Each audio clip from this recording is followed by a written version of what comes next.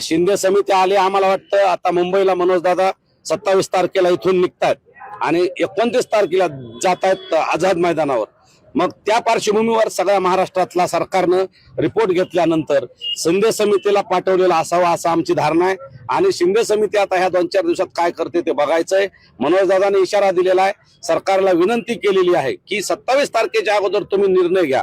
मग त्यामध्ये शिंदे समितीने ज्या 58 लाख नोंदी शोधल्यात त्याच्या आधारे मराठा कुणबी एक आहे असं जी.आर. काढावा किंवा सगळे सोयऱ्याची अधिसूचना अंतिम करावी किंवा हैदराबादचं गॅजेट आहे, त्यानंतर सातारा गॅजेट आहे, बॉम्बे गॅजेट आहे, कोल्हापूरचं गॅजेट आहे, औंध संस्थांचं गॅजेट आहे, हे सगळे गॅजेट लागू करावेत आणि महाराष्ट्रातल्या सगळ्या मराठ्यांना आरक्षण द्यावं ही मनोजदादांची मागणी। उद्याच्या 24 तारखेला बीड जिल्ह्याची निर्णायक इशारा बैठक मनोजदादांनी मांजरसुंबा या बालाघाटावर ठेवली।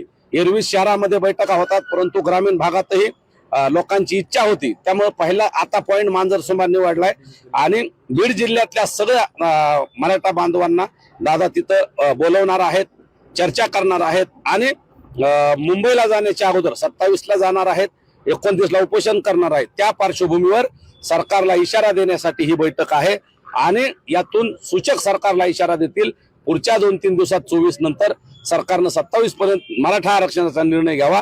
याबाबत दादा सरकारला काय सांगतात हे आम्हालाही त्याची उत्सुकता आहे आणि बीड जिल्ह्यातल्या सगळ्या बांधवांना उत्सुकता आहे। प्रचंड संख्येनं ती जरी बैठक असली तरी ती सभाच होणार आहे आणि त्या दृष्टीने सगळे मराठा सेवक बीड जिल्ह्यातले सगळे कामाला लागलेत आणि गावागावात चावडी बैठका होत आहेत आणि घराघरात संदेश जातोय, त्यामुळे मोठ्या प्रमाणात तिथं सगळे बांधव येणार आहेत।